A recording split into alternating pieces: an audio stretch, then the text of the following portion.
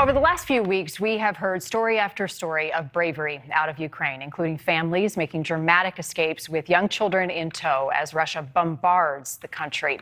Our next guest is no exception. He escaped the city of Irpin with his baby boy, who is only 1 month old, documenting what was happening on the ground. Several days ago, I heard from my neighbor who tried to evacuate his family. Several people were killed in the column of cars that were going to Kiev with signs, children on them. Russians started shooting at them, seeing the civil people in the cars. Several people were killed on the spot. The Russians didn't allow those who were still alive to pick up those who were wounded. It was crazy.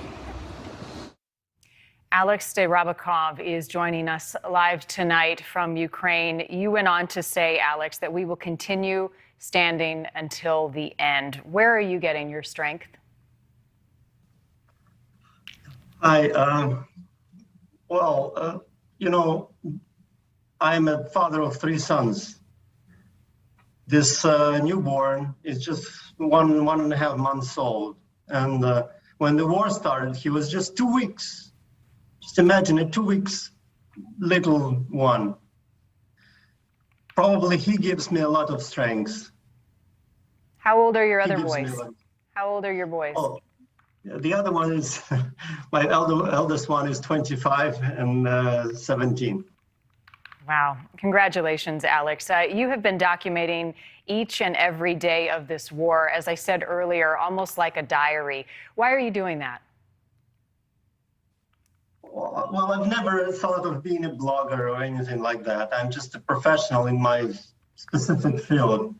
But when the war started, I just thought that I need to spread the word about what is actually happening here. You know, I started doing short videos for my relatives and friends in Russia and Kazakhstan. I thought that I would just give them another picture different from what they see on their television. And we know that they are seeing lies. I just wanted to show them what I see. And honestly, for the first week of me doing this, they didn't believe me. They didn't believe that what I'm showing to them is true. That is how brainwashed they are. And do they believe you now? Do they believe you now? No, I actually stopped doing that in Russian. I switched to English, and I started to explaining and telling my story to the West, to Europe and the U.S. Alex, tell me about your escape from your town, your family with your baby boy in tow, what you experienced. Well, everyone who had little babies know that the first weeks and months are quite crazy. You get up in the morning. So that's how we woke up on the first day of war at 4 in the morning because the baby cried. And that's how I checked the news, and I was shocked to know that this was actually happening. And I heard the aircraft, the jets flying over us. And we later in the day, we saw the helicopters. And Irpin is actually the place where the first military troops were supposed to land.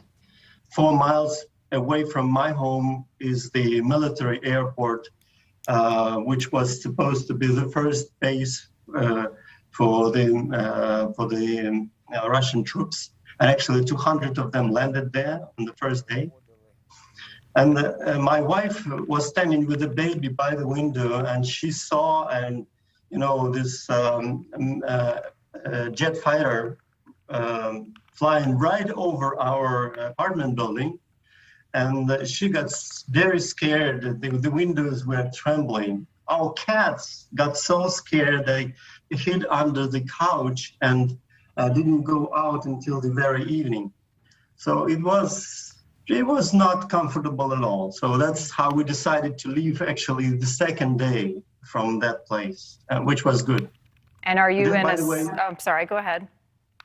Yeah, this is the place now. This is the Irpin with the broken bridge and all. And you were there. And are you in a safe place now? Yeah, we got evacuated now in a safe place. I want to share, Alex, another one of your videos, your posts, and this is of your baby boy, Arthur. I'm going to pause for a moment so everyone can listen closely, because Arthur's doing something that all babies do here, but there is something very unnatural about what's happening around him.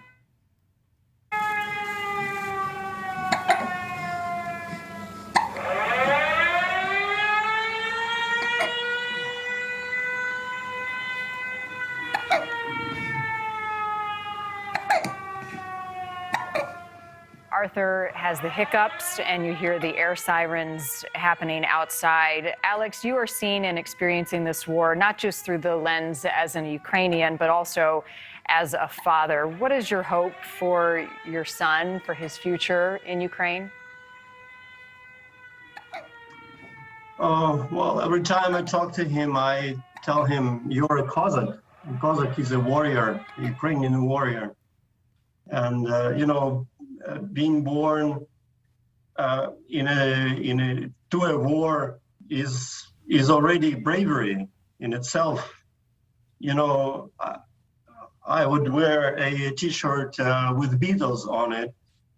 John Lennon was born in 1940, in October 1940, the month when Hitler bombed Liverpool. My son is born to a war here. And we heard the sirens. We heard in the first days when we were in Irpin, we heard the air defense working, and it would go like poo, poo, poo. It is something very scary for those who are not used to that. But after a while, you already get used to this. So, after this terror, nothing is. Nothing is so scary. You shouldn't have to get used to that. Alex, I'm about out of time, but I want to ask about your other sons, 25 and 17. Are they in combat? Where are they tonight? Oh, they are safe. Just happened that they are outside of Ukraine.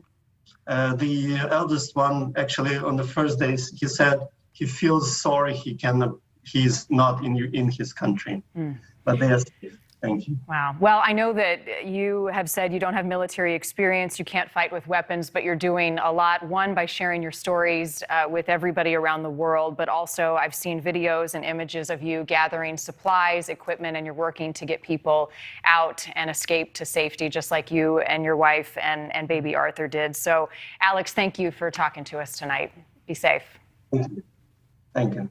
Just incredible. There's another video on his feed of them singing happy birthday, 1 month birthday to baby Arthur as those sirens continue outside. But they're finding moments of hope, moments you of have respite. to. And what is amazing, and you see this, and we've seen this over time and in different wars, is how quickly humans adapt to these sort of really horrific situations, and how quickly a little baby adapts to sleeping through an air raid siren.